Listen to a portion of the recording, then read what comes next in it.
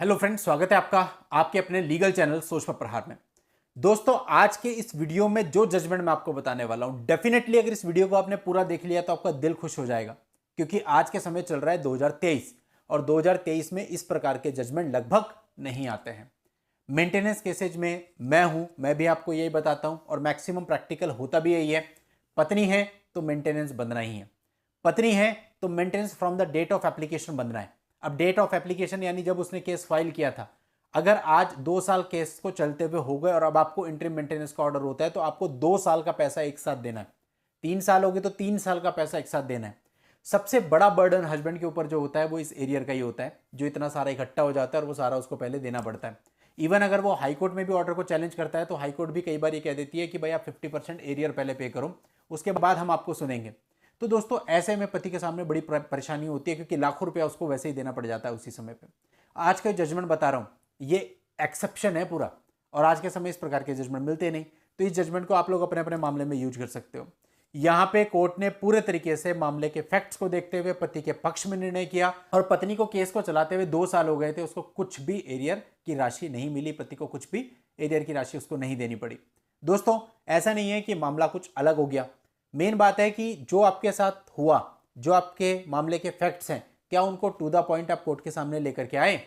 तो अगर आप उसको टू द पॉइंट कोर्ट के सामने लेकर के आते हो तो आपको बहुत सारे रिलीफ मिल सकते हैं।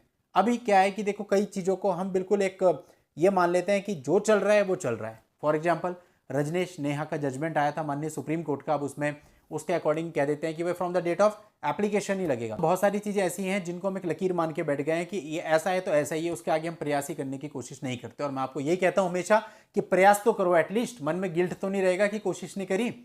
ऐसे ही दोस्तों ये मामला है, इस मामले के पूरे फैक्ट्स मैं आपको बताने वाला हूं, ध्यान से सुनिए और फिर देखिए कि किस प्रकार से इसमें जजमेंट हुआ। दोस्तों, ये हमारे पड़ोस का ही मामला है, सहारनपुर। फैमिली कोर्ट सहारनपुर ने एक मामले में पति को आदेश दिया कि वो 7,000 रुपये प्रति माह अपनी पत्नी को दे। पत्नी ने 125 सीआरपीसी का केस डाला था। लेकिन दोस्तों, यहां पर फैमिली कोर्ट ने एक अलग चीज करी जो आज के समय पे जजमेंट्स में आपको देखने को नहीं मिलती। वो क्या है? सहारनपुर फैमिली कोर्ट ने कहा कि जो पति ये पैसा उसको देगा 7,000 रुपये पर मंथ, ये from the date of order देगा, from the date of application नहीं कहा। क्योंकि from the date of application अगर कोर्ट कहता तो 2 साल से केस चल रहा था, तो 2 साल का तो ये एरियर देना पड़ता, उसके बाद फिर 7,000 रुपये प्रति माह के हिसाब से देने पड़ते। लेकिन कोर्ट ने कहा कि from the date of order आप दीजिए, यानी पीछे का पूरा एरियर दिया ही नहीं।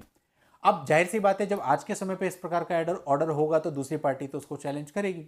दूसरी पार्टी ने 2 आधारों पर इस ऑर्डर को चैलेंज किया। वो 2 आधार क्या थे? पहला तो ये कि जो 7,000 रुपये प्रति माह उसका भरण पोषण लगाया गया है, राशि बहुत कम है, क्योंकि वो एक गवर्नमेंट एम्प्लॉई है और उसकी सैलरी लगभग 47,900 है, तो ये क्वांटम कम है।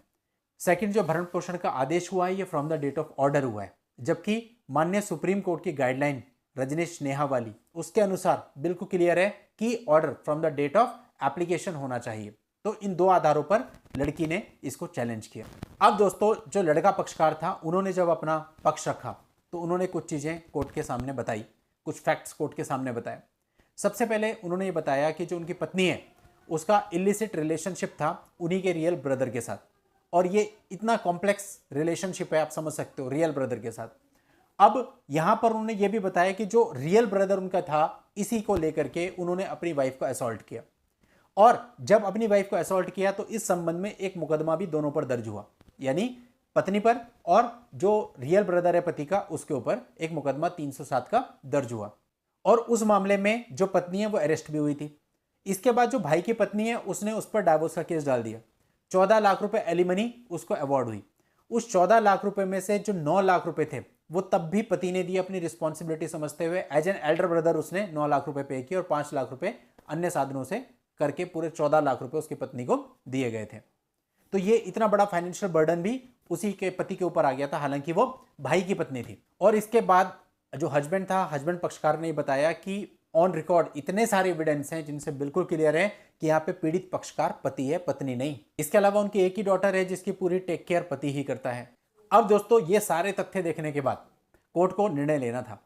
अब कोर्ट ने जब निर्णय लिया तो कोर्ट ने पहले तो सारे तथ्य और परिस्थितियां देखी, जिससे पता चला कि हस्बैंड के ऊपर फाइनेंशियल लायबिलिटीज बहुत ज्यादा है, रिस्पॉन्सिबिलिटीज बहुत ज्यादा है। इसके अलावा जो मेन बात थी, जिस बात को लेकर के वो लोग आए थे कि from the date of order ये आदेश हुआ है भरण पोषण का, ये from the date of application होना चाहिए। तो यहां पर कोर्ट ने बिल्कुल क्लियर किया, सभी लोग ध्यान से सुन लें। सुप्रीम कोर्ट की गाइडलाइन रजनेश वर्सेस नेहा पूरे तरीके से कोर्ट की डिस्क्रिशनरी पावर को बाउंड नहीं करता कि वो from the date of application ही आदेश करे। अगर मामले के तथ्य और परिस्थितियां ऐसी हैं जिनमें from the date of order आदेश किया जा सकता है भरण पोषण का, तो कोर्ट ऐसा कर सकता है। यानी ये पूरे तरीके से ब्लॉक नहीं कर दिया गया कि कोर्ट ऐसा कर ही नहीं सकता। ये कोर्ट की डिस्क्रिशनरी पावर पे है। अभी भी कोर्ट इस पे अपना जुडिशियल माइंड अप्लाई करके ये निर्धारित कर सकता है कि from the date of application order किया जाए या from the date of order.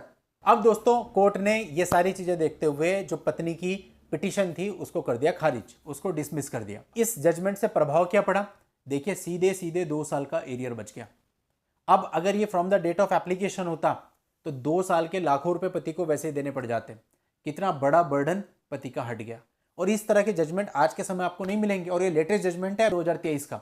और ये जो जजमेंट है, यदि आपको लगता है कि आपके मामले की तथ्य और परिस्थितियां सेम है, तो आप भी इस जजमेंट को अपने मामलों में यूज कर सकते हैं। जजमेंट का लिंक आपको इस वीडियो के नीचे डिस्क्रिप्शन में मिल जाएगा, वहां जाके आप इस पूरे मामले की जानकारी ले सकते हैं। आज के इस वीडियो में इतना ही। नेक्स्ट वीडियो में नई जानकारी के साथ मैं आपसे फिर मिलता हूं। तब तक के लिए good bye and thank you for watching. Take care.